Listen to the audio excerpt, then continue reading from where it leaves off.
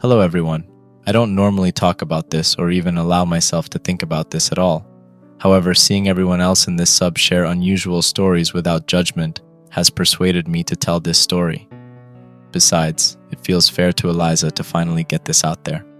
Just for some context, throughout school, I was somewhat of an outsider. I wasn't in the unpopular bullied loser category though. There were certainly a few kids like that in my school system until high school, when most of the bullies of the grade calmed down quite a bit and took to just making fun of people behind their back so as to avoid a lasting reputation as a bully. At least, that's what I think. I was just an outsider. I remember a few kids trying to test me in elementary school a couple of times. I just didn't back down the first time, and the second time, I punched the kid in the throat. It wasn't a hard punch, but it was quickly determined, I hope unconsciously, that there were much easier targets to deal with. This makes me sound like some macho tough guy. I most certainly am not, unfortunately. If given the chance, I would have to define myself as an introvert with a sullen demeanor that's actually polite instead. I sat alone through school and didn't really make friends until 7th grade.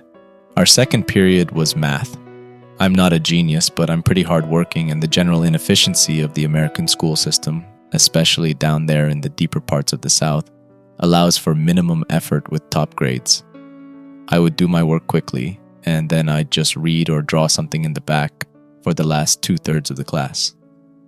I was drawing a picture of Hellboy on some notebook paper.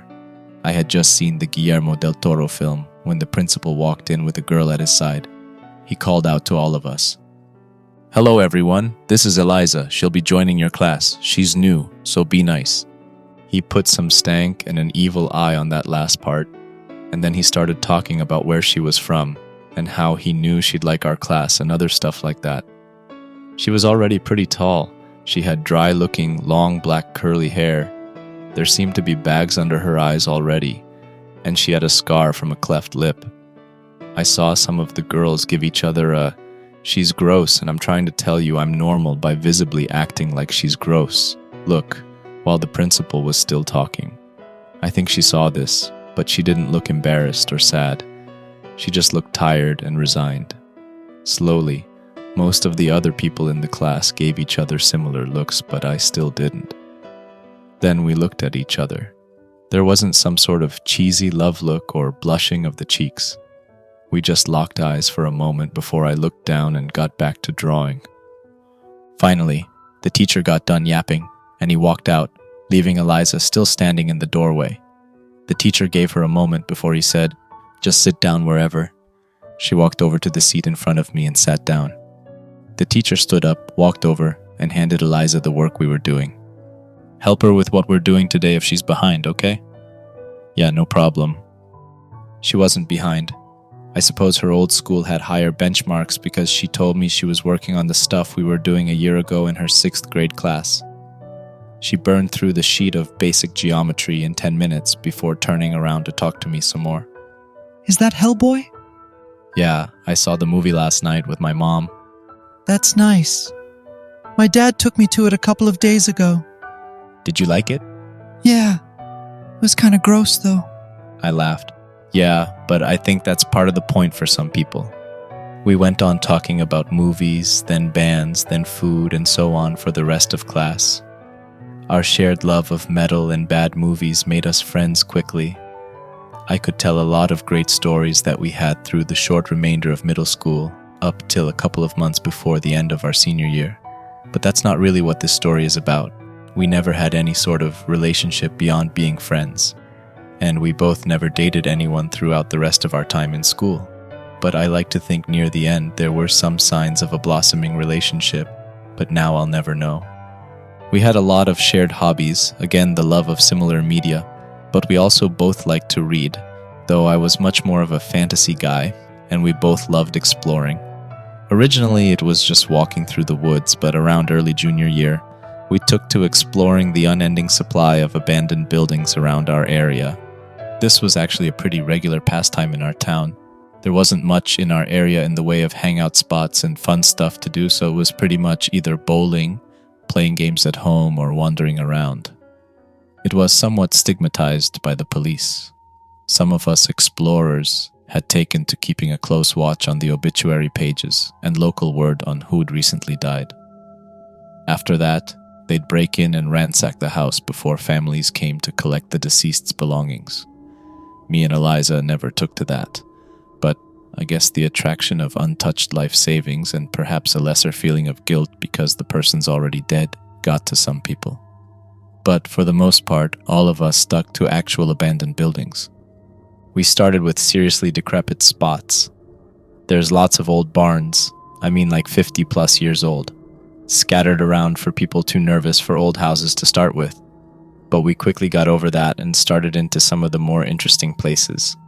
We checked out an old chapel with a basement with a bunch of old church documents, a small abandoned paper mill, the 2 abandoned Denny's, and various abandoned houses. We even went to a notorious trailer where a woman got murdered by 2 meth heads. It was all really fun, and we got a lot of great Polaroids and B-roll horror footage out of it. As I said, the cops weren't the happiest with this pastime, but they had other problems, and as long as we didn't cause any actual issue for them, they left it alone. However, there was one place that was not effectively forbidden. It was some old office building looking place. We'd snuck down there to see it once, and it didn't have an official name. The cops just told us, "Stay away from that building a couple of miles back behind the old chapel, all right?" They always seemed to say that in such a cryptic and serious way. In the absence of a title, it came to be called Tartarus. A bit cheesy, I know, but its name was effective for creeping out middle schoolers and freshmen. One of my buddies, Larry, said he went in there once. He told me he took one step in, heard some odd noises, and got the hell out of there. He said, "I don't know, man, something was wrong with that place." Even though Larry was a sleepy pothead, that pushed us to stay away for a while. By the end of our senior year, Eliza and I decided we weren't going to college to waste thousands of dollars just to have no guarantee we could get a job we'd probably hate. We decided we were both going to the local trade school, a decision that both our parents supported. They let us know they'd put us through it as long as we had jobs and paid some rent. With all this in mind, we both realized that we probably wouldn't have time for exploring as much if we weren't already tired by the end of classes and shifts. Not to mention we were both turning 18 soon, and would lose much of the leniency of the local police and court system for trespassing. Therefore, Eliza started talking about one last trip to Tartarus. I remember us sitting at lunch talking about it over a week before. There we were, like normal, at the back corner of the lunchroom, where small groups of people like us sat. By this time, we'd both gotten a bit more used to social interaction, and we were on good terms with most of the other cliques in school. We even went to some parties here and there, but we still preferred being a quiet duo. At the right end of the table were the hackers, kids who thought logging onto the dark web to order LSD and fishing their way into the principal's email made them hackers, and on the left end were the backwoods kids, if you know what I mean. Eliza had gotten even taller, the scar on her lip had faded, but it was still there, and she looked even more tired for some reason, but she was always upbeat. "I don't know, Eliza, we've already gotten our share of the urban exploration thrill. Maybe we should just let it go or visit some of the old spots one more time." Yeah, you're probably right. But it just sounds so cool. What if we just went into the lobby like Larry did? If something's up, we'll bail. We went back and forth like this for the rest of that lunch period and for a couple more after, finally. "All right, well, if we're both carrying our knife, our phones, and you've got your pepper spray, I'm in. But seriously, if something's weird, we leave, all right?" Yeah, of course. And then we were there, in my rundown truck, just a half-mile from Tartarus. The walk there was uneventful from what I remember, but we both remarked how, just like when we came to just look at the building, there were no noises from animals or birds, and it was just a couple hours past noon still. That already made me try to convince Eliza to turn back with me. Well, maybe a wolf pissed nearby or something. It's probably normal, right? Again, we're just gonna check out the lobby. Come on. Basically, you come out of dense trees, straight into an oval-shaped clearing with this small office building on its back edge. The rest of the clearing in front of the entrance has no trees, but the grass does get somewhat grown up. We assume that every once in a while the police must have trimmed it down when they came out to inspect it. Or maybe being government property, they still had to keep up with it some here and there. We walked up, and I tried the door with a knot slowly forming in my stomach. It wasn't locked or anything. It opened, and inside was a dusty front lobby. There was a large wooden receptionist desk, moldy cushioned chairs, and a dead rat in the corner. That sounds simple, sure, but I quickly understood what Larry meant. The atmosphere was dense. It felt that as soon as I entered, my vision had just slightly condensed somehow, and there was this horrible quiet stillness. Also, I could just barely pick it up, but I smelled something odd. It wasn't strong enough to describe at that point, but it definitely wasn't a good smell. Eliza broke the silence. I get what Larry means. Yeah, I know. We meandered there in the lobby, looking around cautiously and opening the desk drawers for a long time, but Eliza was too curious. Well, it feels weird in here, but I still want to see a little more. She asked me to come along with a look. There's not even going to be anything here, though. It's unique, yeah, but it's just some more dusty space. Exactly. There's nothing special here, so we'll just go up a floor, look around for a second, and then head out. No, Eliza, let's just go. As she would sometimes do, she ignored me and acted as though I'd agreed. She started walking towards the hallway behind the receptionist's desk. I'm out of here. Good luck. Sometimes, I would hold myself to ditching her like that if she was being this way. But she called my bluff this time. No one should explore an abandoned building alone. Still, I tried to make it sound real. I shuffled around loudly in one of the side rooms we hadn't looked into, and then I loudly tried the front door to sound like I was leaving. I say tried because it wouldn't move. Between the double doors was a slight gap which the sunlight was peering out of. Between the gap, I could see that something was stuck either on or between the two handles outside, and by how little the door would give, it was something solid. It hadn't been there before. I was exploding with stress in an instant, but I kept calm. You have to, especially in dangerous environments. I quickly went to the window beside the front entrance. When it wouldn't open, I picked up one of the chairs and threw it at it. It was hard plexiglass. It wasn't going to break that easily. I turned around and made my way down the hallway Eliza had gone down. We'd been in similar situations like this before. We'd explored too far into a part of the old chapel that was hard to get into and even harder to get out of. And once, we'd even encountered a homeless junkie. Through these situations and others like it, I learned that you can't freeze. You have to keep moving and keep thinking no matter how badly your muscles are seizing up from stress. I must have looked kind of funny, if not also a bit alarming, as I speed walked down the hall with a deadpan face save for wide open eyes. She wasn't on the bottom floor or in the little side rooms and offices beside the stairs. I wanted to call out to her, but I felt too afraid to break the silence. Finally, she called out to me. John? I could tell there was fear in her voice, and she'd gotten quieter. I climbed the stairs and made my way to the break room she was in. She was in the doorway. When I'd gotten over and peered my head into the room, my stress nearly doubled. There was some sort of ritualistic circle on the floor.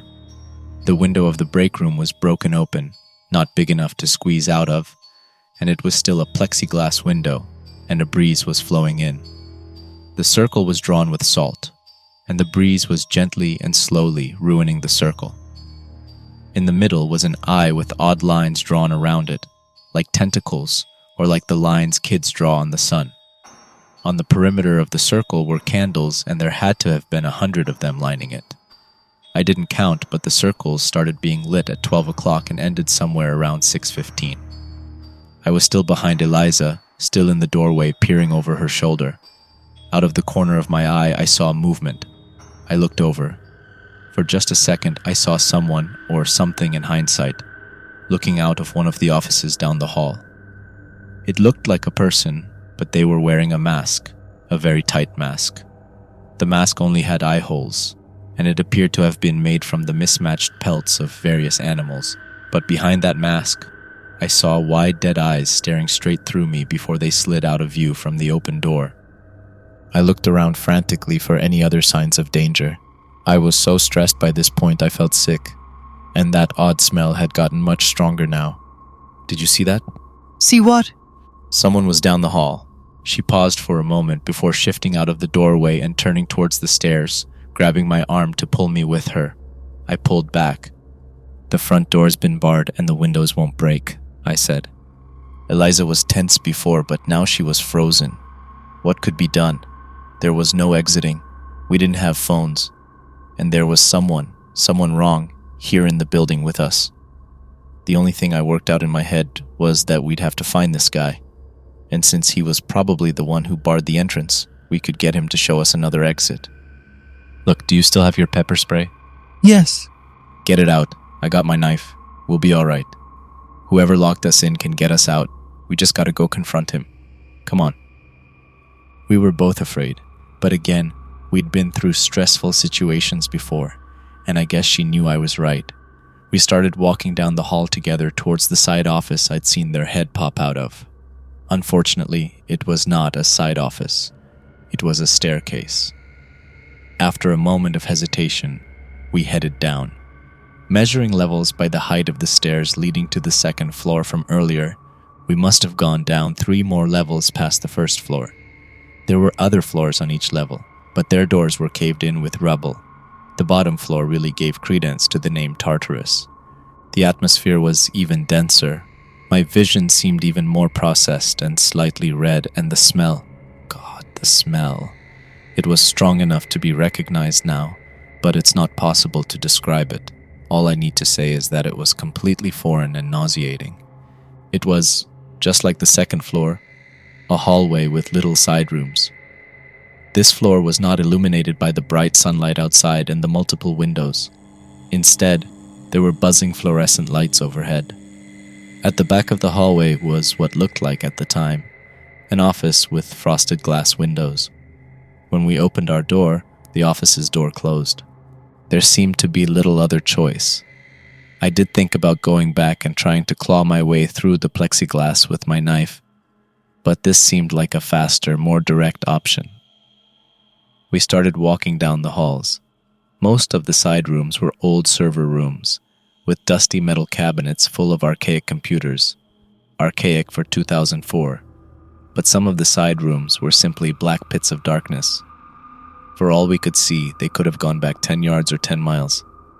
About halfway through, that level's door closed, and the hollow metal chunk echoed painfully loudly through the hall and down those dark rooms and much farther than I would have liked it to.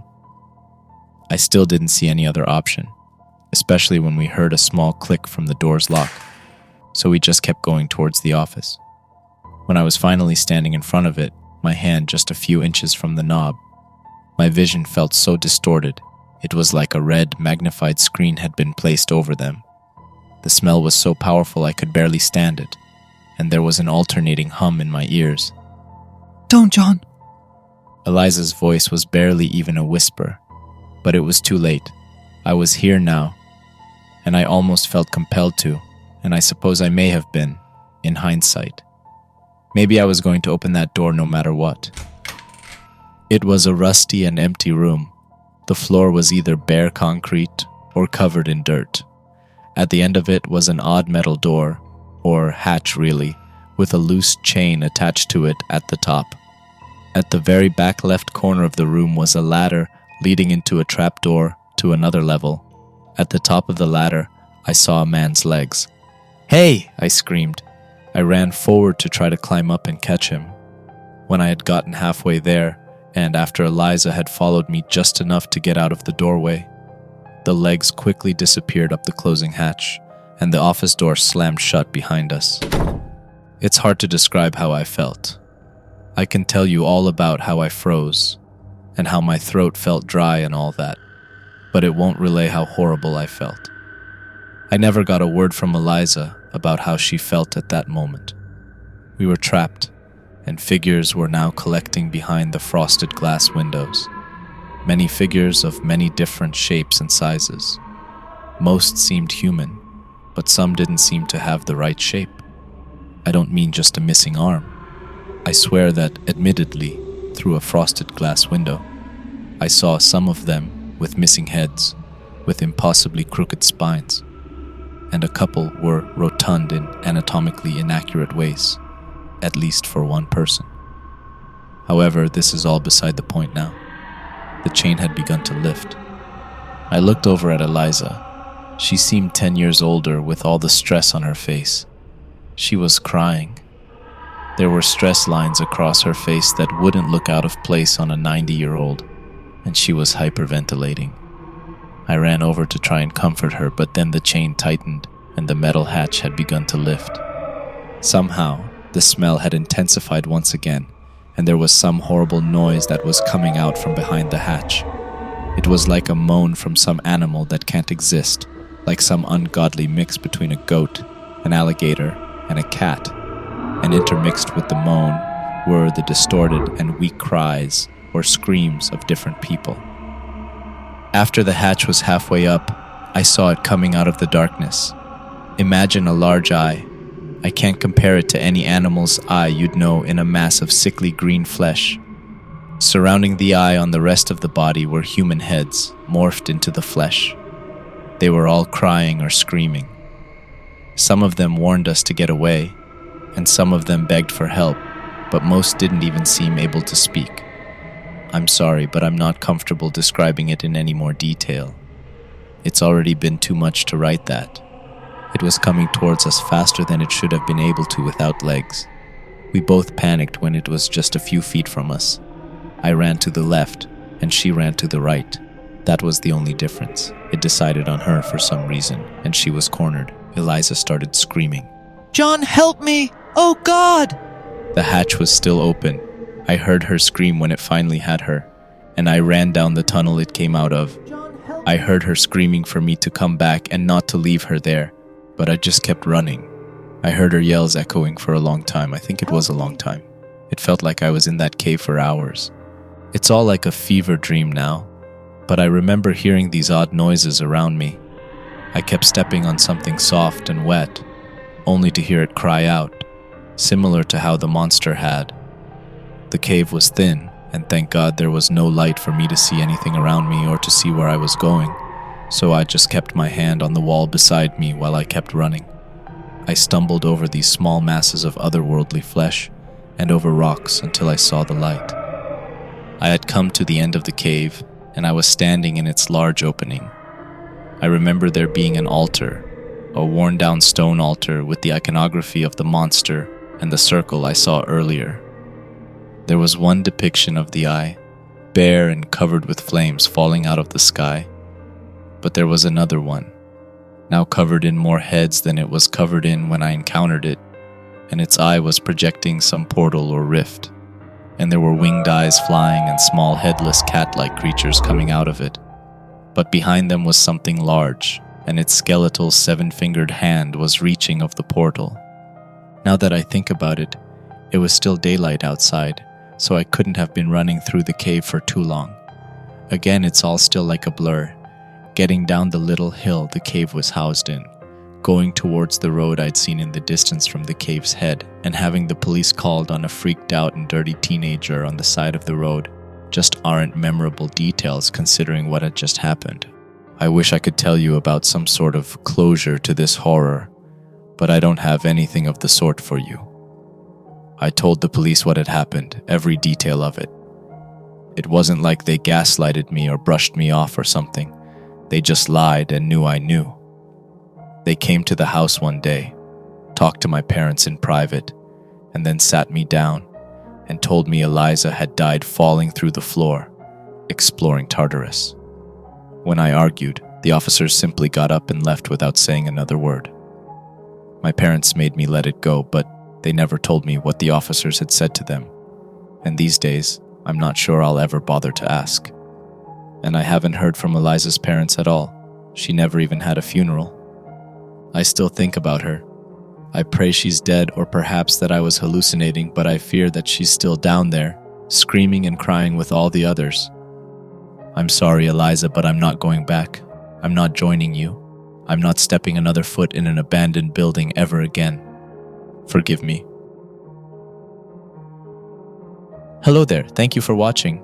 How did you like the creepy atmosphere in this story? I'm genuinely curious if this story was creepier than usual. Do let me know in the comments below. If you want a similar story, check the story on screen. Lastly, if you've enjoyed the video, don't forget to like and subscribe. Stay creepy and see you in the next story.